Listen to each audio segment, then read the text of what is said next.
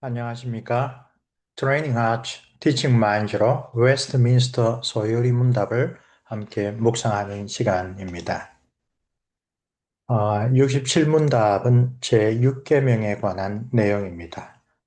이번부터 제6계명에 관한 내용을 함께 몇 주간에 걸쳐서 묵상하도록 하겠습니다.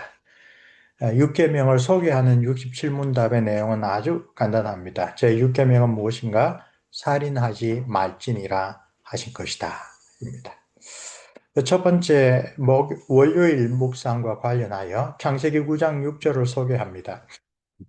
다른 사람의 피를 흘리면 그 사람의 피도 흘릴 것이니 이 말씀은 사형제도에 관한 언급이라고 우리가 정당하게 해석할 수 있습니다. 그리고 그런 규정을 주신 이유를 이야기를 합니다. 이는 왜냐하면 하나님이 자기 형상대로 사람을 지으셨음이니라. 노아 홍수 이후에 명시적으로 주신 이 규정이 제6계명과 관련된 가장 초창기의 중요한 근거를 우리에게 제시합니다.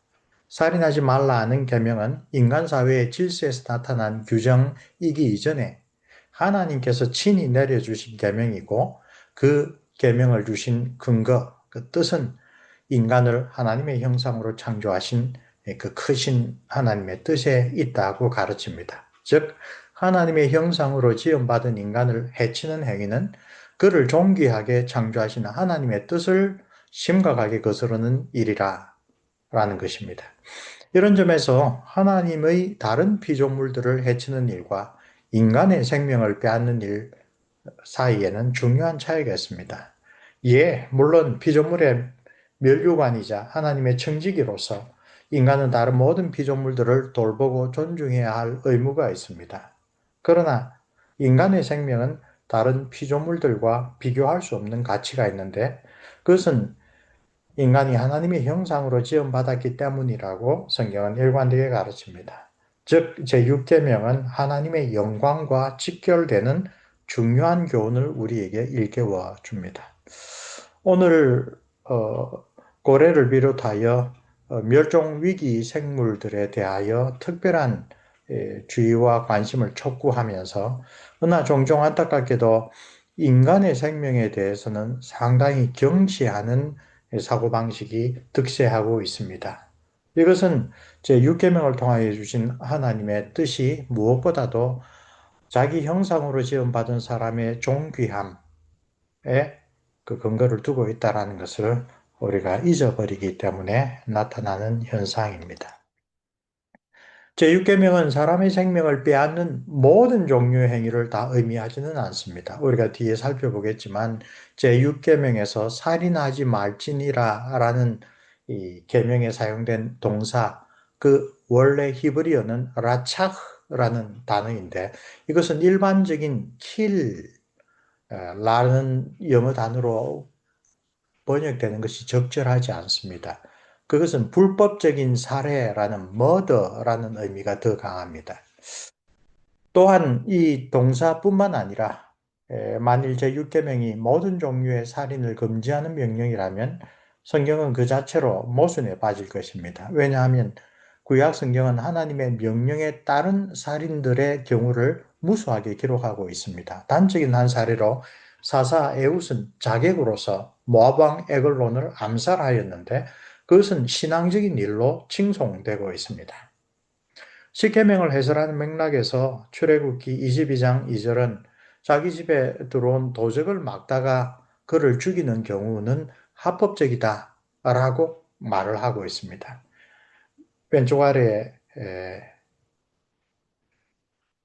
나와 있는 민수기 35장 30절의 사형제도와 마찬가지로 무엇보다도 제6계명을 통하여 살인하지 말라고 했을 때 성경은 중요한 예외들을 두고 있는데 그 첫째가 자기를 보호하기 위한 자기 방어의 맥락에서 다른 사람의 생명을 빼앗는 것은 제6계명을 어기는 것이 아니다라고 이야기를 합니다. 도적을 막다가 그를 죽이는 경우. 그렇죠?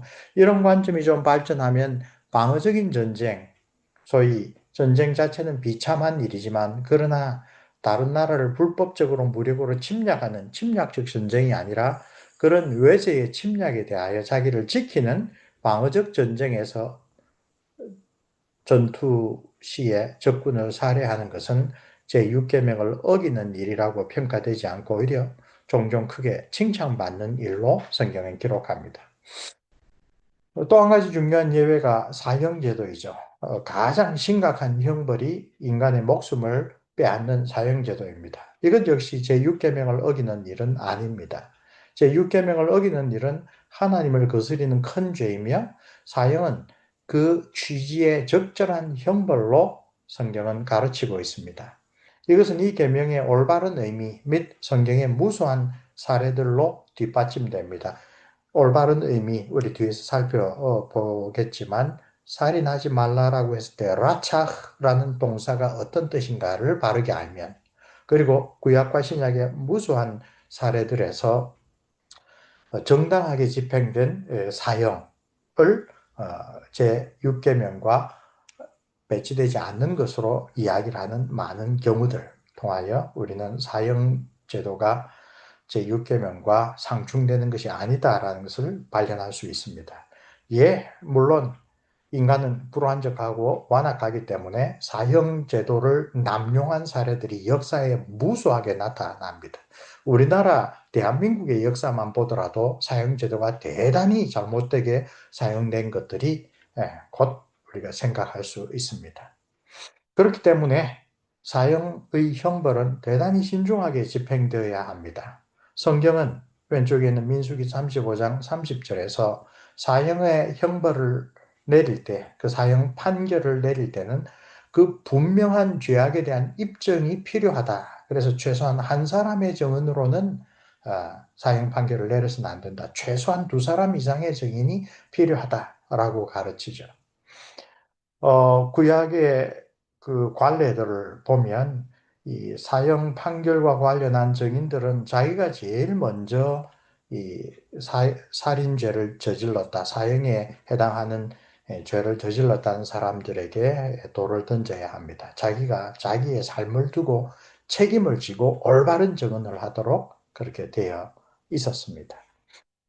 성경은 사형제도를 결코 남용하거나 사형제도를 경솔하게 다루지 않는다라는 것을 이야기를 합니다. 그러나 화요일과 수요일의 묵상에서 제6계명과 상충되지 않는 살인의 경우가 있다.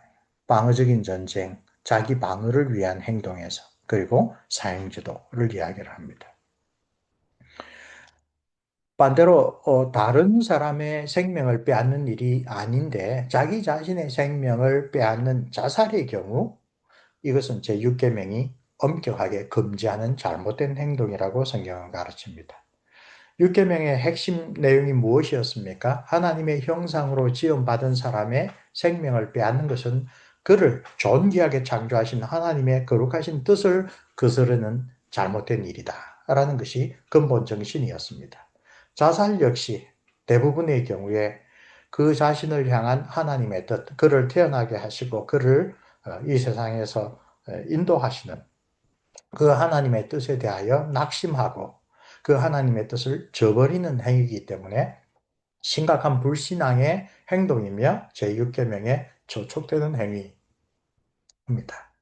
바로 이런 이유로 기독교회는 전통적으로 자살을 제6계명에 대한 심각한 위반 행위로 판단하였고 자살을 방지하기 위하여 종종 자살한 사람은 구원받을 수 없다라고 강조하여서 강력하게 경고해 왔습니다.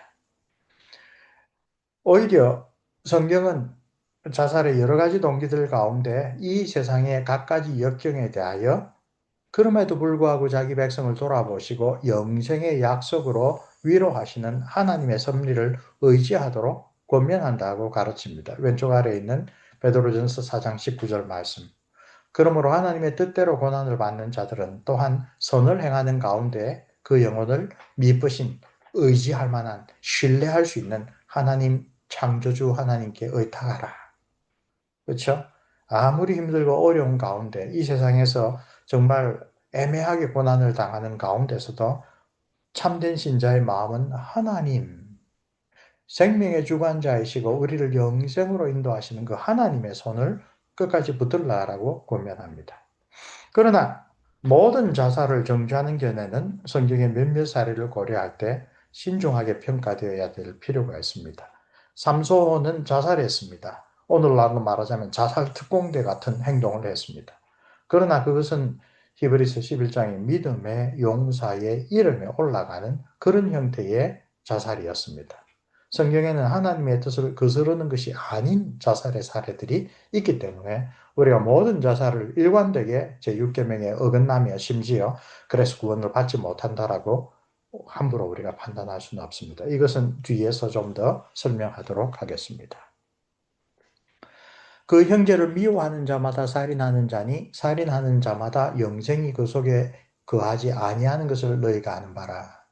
예수님의 사랑받은 제자 사도 요한은 제6계명의 의미를 주님께로부터 배운 그 올바른 정신에 따라 다른 사람의 생명을 물리적으로 해치는 것, 그 이전에 하나님의 형상으로 지음받은 그 형제를 미워하는 것에서부터 그 뿌리를 찾고 있습니다. 그리고 그 미워하는 것이 곧 살인하는 것이라고 아주 강력하게 경고하고 있습니다.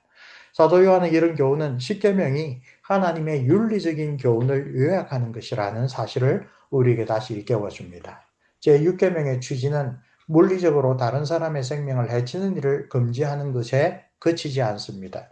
그렇게 이해했던 대표적인 사례가 예수님을 찾아와서 어떻게 하면 영생을 얻을 수 있습니까? 라고 물었던 부자 청년 관원이었죠. 예수님께서 그에게 영생을 얻기 위해서는 십계명의 오른쪽 돌판, 5계명에서 10계명에 해당하는 이웃사랑의 계명들을 지키라고 하니까 부자 청년은 정말 자기가 양심적으로 생각할 때 어려서부터 그 계명을 잘 지켰다고 이야기를 했습니다. 그게는 제6계명도 포함되어 있었고 그 청년은 나는 다른 사람의 생명을 해친 적이 한 번도 없습니다 라고 양심적으로 이야기를 했습니다. 마가복음 보면 특별히 예수님이 그를 보고 사랑하사 그가 10계명을 특별히 제6계명을 어떻게 잘못 이해했는지를 깨우쳐 주셨습니다. 내게 아직도 한 가지 부족한 것이 있으니 가서 내게 있는 것을 다 팔아 가난한 자들에게 주라. 그리하면 하늘에서 보화가 내게 있으리라. 그리고 와서 나를 따르라. 6계명을 포함한 이웃사랑의 계명의 핵심은 어떤 행위를 하지 않는다는 것에 그치지 않고 그런 명령을 주신 하나님의 뜻을 받들어 이웃을 사랑하는 것으로 이루어진다. 그리고 그런 마음으로 주님을 따르는데 영생의 길이 있다고 가르쳐 주신 것입니다. 사도 바울 역시 예수님의 이런 가르침을 잘 이해하여 제6계명을 올바르게 지키는 것은 단순히 하나님의 형상으로 지음받은 다른 인간의 생명을 빼앗는 일을 하지 않는 것, 거기에서 그치는 것이 아니라 그 이웃을 존귀한 존재로 여기고 사랑하는 것이라고 올바로 가르쳐 줍니다. 왼쪽 아래 You shall love your neighbor as yourself. 너는 너의 이웃을 너 자신처럼 사랑해야 한다. Love does no wrong to neighbor. 사랑은 이웃에게 아무런 악행을 하지 않는다. 그러므로 therefore love is the fulfillment of the law. 사랑이야말로 율법의 완성이다, 성취다 라고 올바르게 가르쳐 주고 있는 것입니다. 자, 교리문답으로 배우는 장로교 신앙에서 오늘 언급된 것과 관련하여 몇 가지 핵심적인 사안을 다시 한번 점검해 봅시다. 제6계명 살인하지 말지니라라는 계명에 대한 올바른 이해를 위하여 제일 먼저 라차라고 하는 살인하다라는 단어의 정확한 의미를 알아야 될 필요가 있습니다. 스위스의 구약학자 스탐에 따르면 제6계명에서 사용된 살인하다, 라차라는 단어는 구약 성경에서 46회 혹은 47회 정도 사용된 반면에 사람을 죽이다라고 하는 일반적인 단어인 하락 혹은 헤미트라는 동사는 각각 165회와 201회 나타난다고 합니다. 압도적으로 일반적으로 사람을 죽이다라는 단어는 하락이나 헤미트란 말이죠. 다른 말로 제6계명에서 사용된 살인하다라는 단어 라차흐는 대단히 규정된 특별하게 사용된 단어라는 뜻입니다. 그러므로 제6계명이 말하는 살인은 일반적인 의미로 사람의 생명을 빼앗는다라는 뜻보다는 훨씬 더 구체적인 어떤 행위를 가리키는 말입니다. 스탐의 연구에 따르면 라차흐라는 단어는 하나님께서 명하신 살인의 경우에는 결코 사용되지 않으며 또한 전쟁에서의 살인에도 사용되지 않습니다. 다만 민수기 35장 30절이 오직 한 차례 예외의 사례로 볼 수 있습니다. 사람을 죽인 모든 자고 살인한 자는 증인들의 말을 따라서 죽일 것이나 한 증인의 증거에 따라서만 죽이지 말 것이요. 근데 이 사례 역시 법정에서 재판을 거친 합법적인 처형에 관한 구절입니다. 그러므로 라차흐는 제6계명에서 이 단어가 사용되었을 때 항상 불법적인 살인, 즉 부당하고 법에 상충되는 살인을 뜻하는 의미로 사용되고 있습니다. 자, 그래서 이 라차흐란 단어는 첫째로 반사회적이고 사회에 입하지 아니하는 살인이라는 의미로 이해할 수 있습니다. 이 단어는 고살, 사람을 죽이려고 생각을 하고 계획을 하고 죽이는 살인, 미국의 법정으로 말하자면 1급 살인에 해당하죠. willful or intentional killing에만 한정되어 사용되는데 거기에도 또한 예외가 있습니다. 사전에 계획하지 않은 살인에도 사용된 경우가 있습니다. 이는 과거에 원한이 없이 부지 중에 살인한 자가 그것으로 도피하게 하기 위함이며 그중 한 성읍으로 도피한 자가 그의 생명에서 보존하기 위함이라. 모든 종류의 살인을 반대하는 것이라면 제6계명이 도피성 제도에 대해서는 제대로 설명을 하지 못하죠. 이웃을 죽였는데 그러나 그 죽인 사람이 제6계명에 따라 처벌되는 것이 아니라 도피성이라고 하는 일종의 형무소 제도를 구약에서 사용하게 하셨습니다. 신명기 4장 42절에 나옵니다. 이런 용법들을 생각하여 스탐은 라차흐를 반사회적이고 사회봉사하는 것이 아닌 살인으로 정의합니다. 따라서 법률에 따른 사형집행, 이건 제6계명에서 예외입니다. 전쟁 중에 불가피한 살인 역시 제6계명과 상충되지 않습니다. 그러나 복수를 위하여 개인적으로 원한 가진 자를 살해하는 반사회적인 일은 분명히 금지됩니다. 특별히 도피성제도는 어떻게 됐든 고의적이지 않은 그런 살인 사건으로 사랑하는 이를 잃어버린 그 친족이 그 부지 중에 살해한 사람에게 개인적인 복수를 하지 못하도록 도피성이라는 제도를 열어주셨다는 것을 우리가 잘 알고 있기 때문입니다. 따라서 이 계명 제6계명의 라차흐란 말을 올바르게 정의하다면 세 번째, 율법에 어긋나는 살인이라고 요약할 수 있습니다. kill이 아니라 murder, 곧 미리 계획되고 불법적인 살인이라는 단어로 이 라차흐를 번역하는 것이 좋습니다. premeditated, unlawful killing of human being이죠. 그래서 네덜란드 개혁교회의 구약 언어학자인 레팅하 교수는 제6계명을 율법에 어긋나는 살인을 하지 말지라라는 말로 번역하는 것이 올바르다라고 제시합니다. 그런데 이 표현은 율법에 합치하는 살인의 경우가 있다라고 인정하는 것입니다. 대표적으로 성경이 인정하는 합법적인 살인 혹은 죽임은 무엇입니까? 다시 말씀하지만 사형제도가 있고 또 하나님께서 인정하신 정당한 전쟁에서의 살상입니다. 심지어 여호수아를 통하여 가나안을 점령할 때는 하나님께서 명령하신 이 헤렘 전쟁, 그렇죠? 죄가 관영한 그 사회를 절멸시키는 그런 보복적이고 징벌적인 전쟁을 하나님께서 친히 명하셨습니다. 이런 관점에서 장로교회 대요리 문답은 제6계명에서 금지된 죄를 공적인 재판이나 합법적인 전쟁 혹은 정당방위 외에 예외를 먼저 이야기를 하고 우리 자신이나 다른 사람의 생명을 빼앗는 모든 행동이라고 그 라차흐란 말을 올바르게 이해하여 정의하고 있습니다. 웨스트민스터 라저 캐티키즘 대요리문답 136문답입니다. 자, 우리가 앞에서 사형제도를 언급을 했죠. 성경은 사형제도를 찬성하는데 그 근거는 인간의 생명에 대한 존중입니다. 그런데 바로 그 동일한 근거로 오늘날 많은 국가들이 사형제도를 폐지하고 있습니다. 그러므로 우리는 성경이 가르치는 사형제도의 두 가지 목적을 다시 한번 오늘 우리가 살아가는 이 시대에 분명하게 살펴볼 필요가 있습니다. 첫째, 인간의 생명의 소중함은 살인자의 피값을 치러야 할 정도로, 즉 사형제도를 적용해야 될 정도로 귀중하다는 사상입니다. 둘째, 바로 그 사형제도를 통하여 살인을 방지함으로써 생명을 보호한다는 뜻이 있다는 것입니다.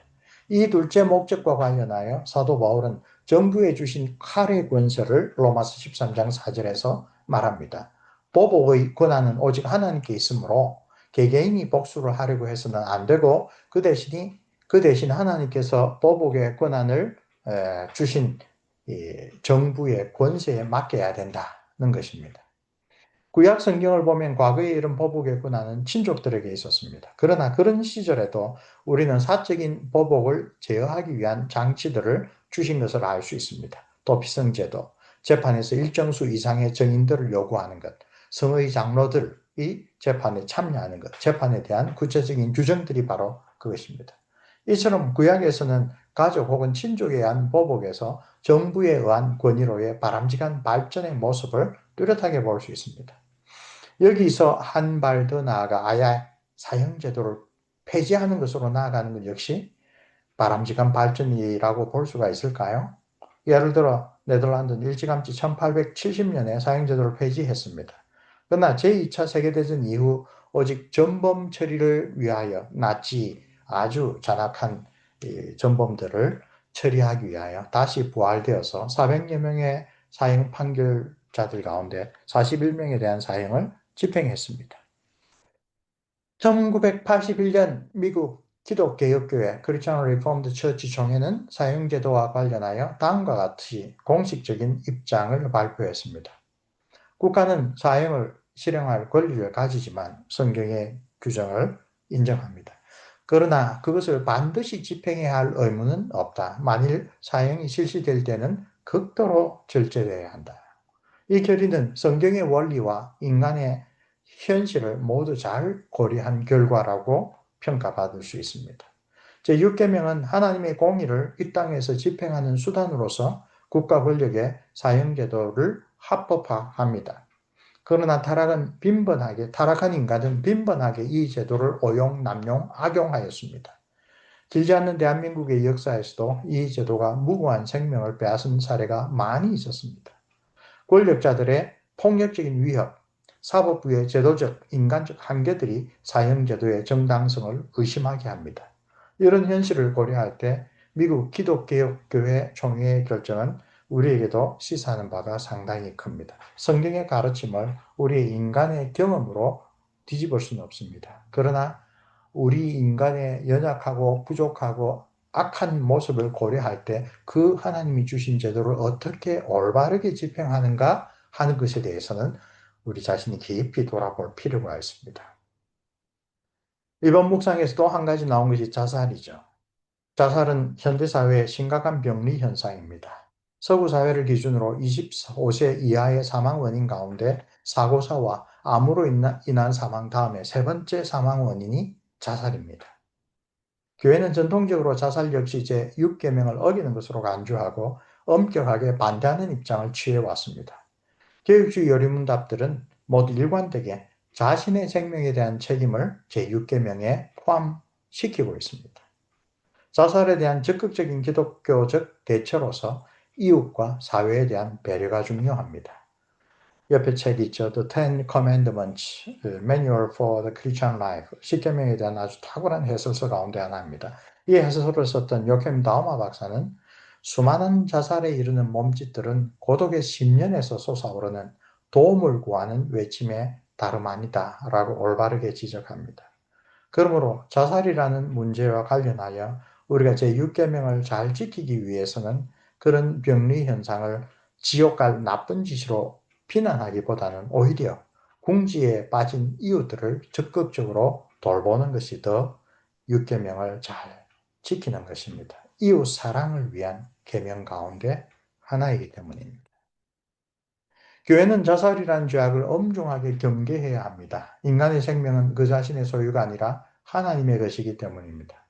그러나 그런 강조가 지나쳐서 자살하면 모두 지옥 간다는 성경적으로 볼 때는 정확하지 않은 주장만 앞세우는 것은 옳지 않습니다. 이 문제는 예민한 논쟁을 불러일으킬 수 있으므로 주의 깊게 성경의 가르침을 살펴볼 필요가 있습니다. 성경에는 모두 6번의 자살 사례들을 기록하고 있습니다. 그 가운데 사사 삼손은 오늘날에 마치 자살 특공대와 같이 죽었습니다. 그러나 히브리서는 그를 신앙의 영웅으로 기록하고 있습니다. 그러므로 우리는 자살은 곧 지옥행이라는 주장에 중요한 예외가 있다는 사실을 기억해야 합니다. 그 외에 사울왕, 압살롬의 참모 아히도벨, 북이스라엘의 시므리 왕, 그리고 가룟 유다의 사례들이 있습니다. 이 가운데 가랏 유다의 자살은 그가 버림받은 자라는 사실과 직접적으로 연관되어 있습니다. 앞서 이야기를 했지요.